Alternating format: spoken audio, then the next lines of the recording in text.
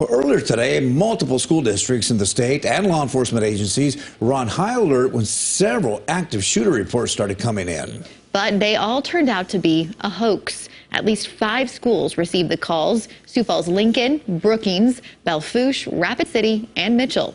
On the Night Beat, KELOLAND's Carter Schmidt talks with school and law enforcement officials about the calls and their response. Good evening, Carter. Bridget, Mitchell police say a call came in around 9:20 this morning stating there was an active shooter at the high school. Multiple agencies responded and were able to determine that report was false.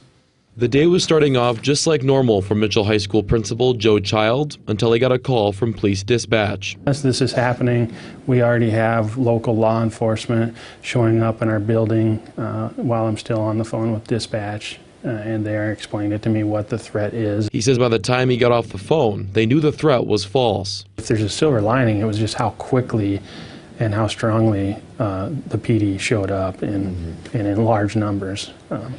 It has to be reassuring just to know that the response is that strong and that swift. Superintendent Joseph Graves says he's never seen something quite like this. Now we have better knowledge of how police forces will respond, and we're very pleased with that. We are going to go through our security procedures and protocols and determine which of those items worked well, which didn't, particularly those kinds of things. Truthfully, everything seemed to work pretty well today. They both commend the responses of local law enforcement. These people are on point. I mean, there were a number of them. They had made a perimeter immediately. They had directed parents and concerned community immediately. First and foremost goes to the law enforcement and healthcare community that responded so immediately and frankly overwhelmingly.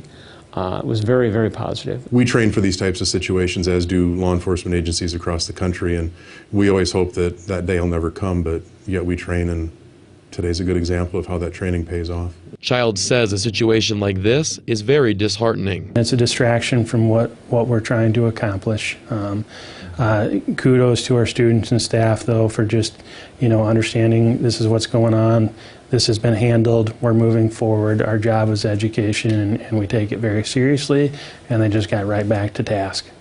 Graves says they notified students, staff, and parents right away via email and text message with basic information. He then later sent out a letter with a full response, which is attached to this story on our website. Thank you, Carter.